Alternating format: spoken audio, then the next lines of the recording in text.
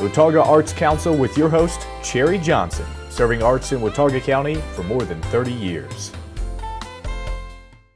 Hi, I'm Cherry Johnson with Watauga County Arts Council, and you know, I've been promising you for months and months now that we're going to do workshops.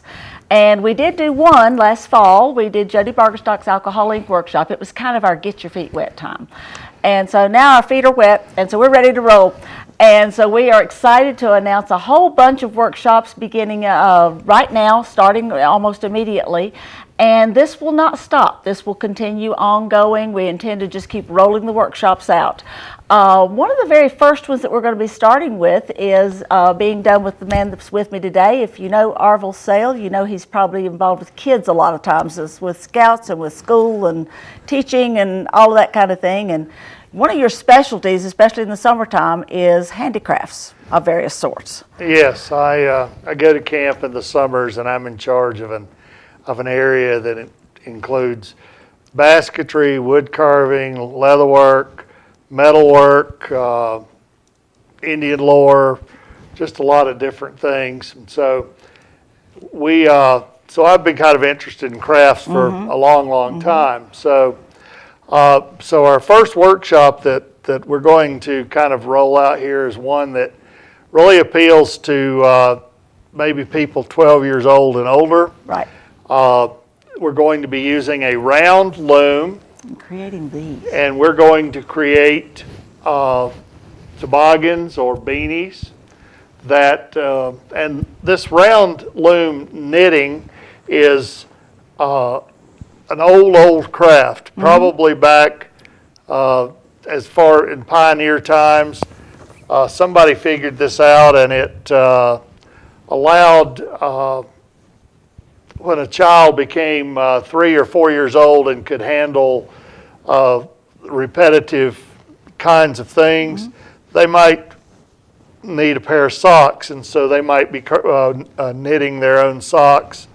And this eliminates trying to manipulate needles and two needles, yeah, and everything going around. And I did this with a group of students that I worked with a couple of years ago, and it is real successful. And the outcome is you can make a toboggan, you can make a scarf. You could have toboggan and scarf to match if you were really into those kinds of things. And this is a 3-session workshop that and should be able to finish at least a hat by the time the 3rd session rolls around. And it's kind of fun to do, and it's also a time you can just sort of socialize and enjoy being around all the other folks that are there. And once you learn how to do it, you can continue this on your own if you want to do that. And now you're providing the fee for this particular workshop is $25. It includes all 3 sessions, and then there's a $5 material fee, and you're going to be providing acrylic yarns, is that correct? Yeah, it'll be acrylic yarns. Those are pretty hypoallergenic, and actually this hat is made out of wool, but it's a little scratchy when you start to wear it. Right. And but the acrylics are softer. Acrylics are softer, and they don't. People don't tend to react to those. And we'll be doing. I'm not sure exactly what kind of yarn we're going to be. I mean, what colors. Yeah. That'll be something that. I'll have to go and see what we could find. We kind of like the ones that make natural stripes. Those seem to be pretty interesting. Or multicolored ones, like this one where it blends together and makes sort of a multicolor kind of more interesting hat. Yeah. Yes. So but they'll come in, all they have to do is show up, have paid their fee, and they just come in, and you're going to provide the loom and everything else. In order to get them started, let them learn, see if they enjoy it. We've got a loom that generally will fit, one size fits most. You know how those things are. But yes, we'll provide those in the little hook, and they'll be able to use those for the duration of the session. And if they really like it, then they can get their own materials and do it at home. was talking with a parent yesterday, as a matter of fact, one that I had done this with, and she said, yes, her son got really interested in this, and he came home and made everybody in the family hats. He's made hats to sell, those kinds of things. Mm-hmm. And so it is a skill that you can bring with you. That's great. And then after these workshops will start at 6 o'clock and go till 7 o'clock, starting on February the 20th. And as he said, there's 3 sessions, so 3 different weeks. And then at 7 o'clock, you're going to shift gears and you're going to go from soft stuff to hard stuff. Right. We're going to move from the knitting to wood carving. Mm-hmm. Now, wood carving is a traditional Appalachian craft. Mm-hmm. It's something that most folks say, well, I wish I knew how to wood carve. Well, these 3 sessions that we're going to do in wood carving will teach basic cuts, basic safety, mm-hmm. how to use the tools. We will be providing a carving glove and a knife to use on site. A carving glove protects your hand. Does help you with the safety aspect of it.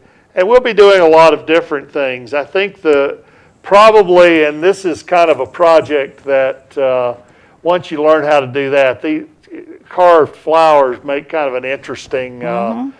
interesting bouquet that lasts forever, and that helps us to teach basic wood carving skills, the manipulative part of it, and then we'll probably launch into a couple of other projects. Mm-hmm. One of the projects that we're going to do is an owl, and there are a couple of different kinds of owls. This is an owl sitting on a stump, and this is sort of an owl that could be a magnet on your refrigerator. It's flat on the back, yeah. It's flat on the back. That's another type of owl that I think people will enjoy doing. And then the traditional wood spirit that people use on canes, and it's have sort of become a sign of the Appalachian culture to some degree. Those can be turned into Harry Potter wizards and all kinds of things. Yes, And we have other kinds of carvings and things to do that once you kind of learn the basics. This is a Moravian star, mm-hmm. Carved out of a block of wood. And working with the Scouts, we do a lot of, used to be the neckerchief slide, but it also provides a lot of opportunities to do a lot of different things, so that we may not get to all of these this time, but you'll know how, or to get you'll started. be able to get started, and it'll give you an opportunity. And other whimsies that are kind of interesting, and this might lead to a second go in the workshop mm-hmm. world, is the wooden balls and boxes and wooden chains and things like that always are interesting to folks. That's going to be fun to put that together. And then the Arts Council is having a exhibit in July that we're calling Would You Believe It, WOOD. And maybe some of your students are going to get skilled enough to enter some of their work in that exhibit and be able to share some of their wood carvings with us. Right. So, Yeah, they might enjoy doing that. I asked you off the air, what is the difference between whittling and wood carving? Because I think that a lot of people kind of get a little confused about the differences between the two.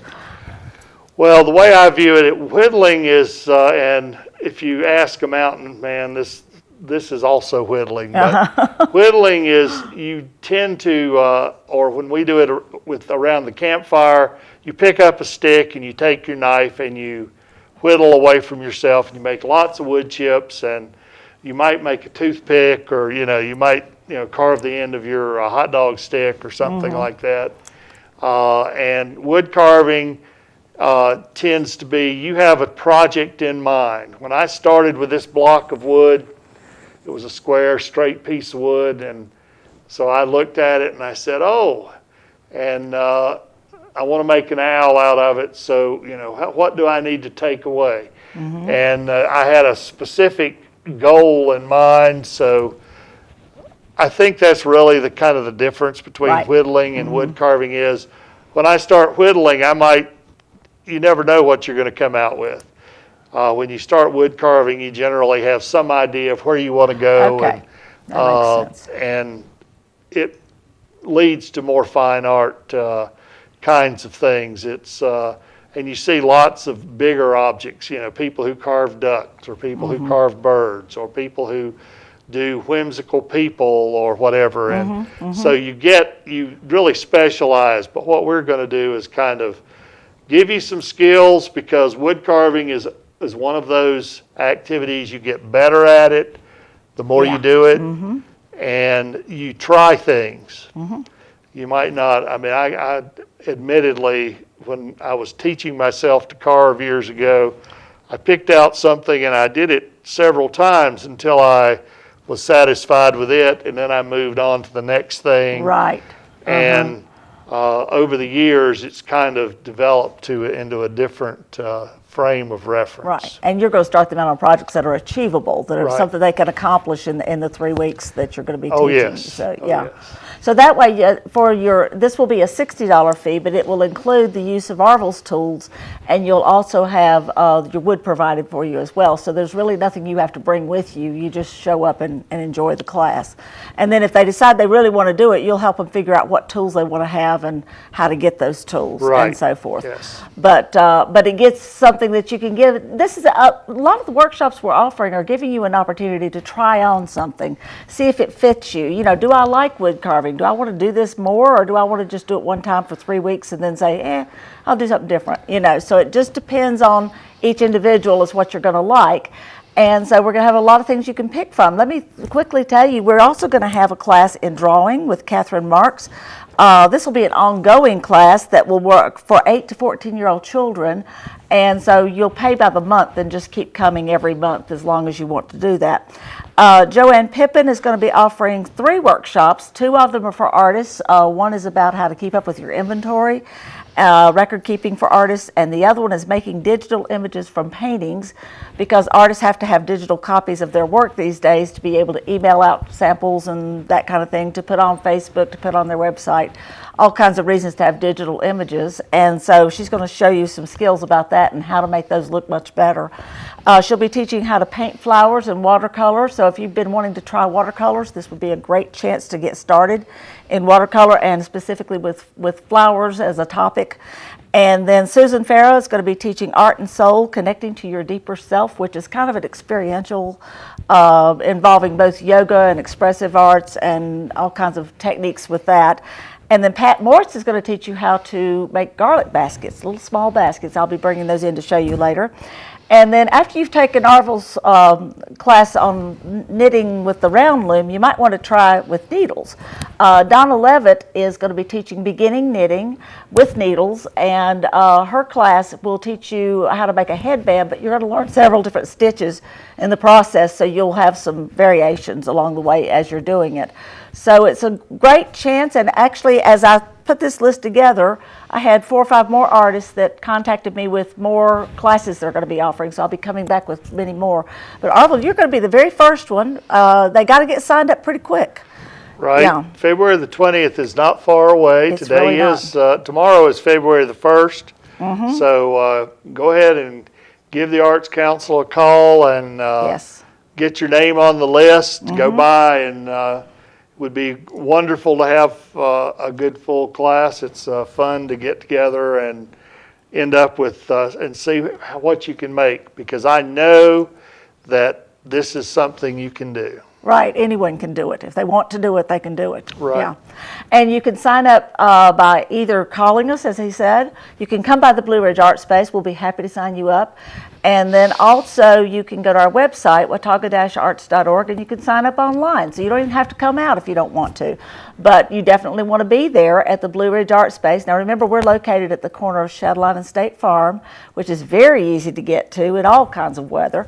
And so you'll be able to come and enjoy these classes. It's a great thing to do this time of the year, to get involved in something like this. Oh yeah, it's good to get out, and as I told somebody the other day, I need to go home and make something.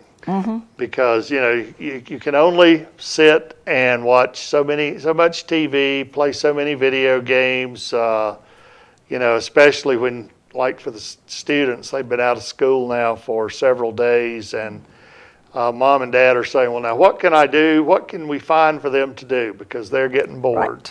Right. Well, these kinds of things are things that they could pull out, learn how to do, and then pull out in the future when they need something different to do. And let's go back over the age groups too. Now you're going 12 and up for the knitting. Yes. And 14 and up for the wood carving, just Yes. because of the skills that are involved with that. Right, yeah. Those are good ages, and a 14-year-old can do this, and so can a 60-year-old. Yes, exactly. So anyone of any age can come and enjoy it. And this is it's one of those neat things, I think of wood carving in particular as a multi-age skill, that your grandfathers taught your kids how to do, that kind of thing. It's just something that's an intergenerational thing that kind of unites generations sometimes in a very positive way. Oh, yeah. And I mean, and in the summers when I teach wood carving, I will have 25 or 30 folks Knife welding with in little boys. one room. And we do that 5 hours a day in the summer times, because that's something that lots of folks want to learn how to do.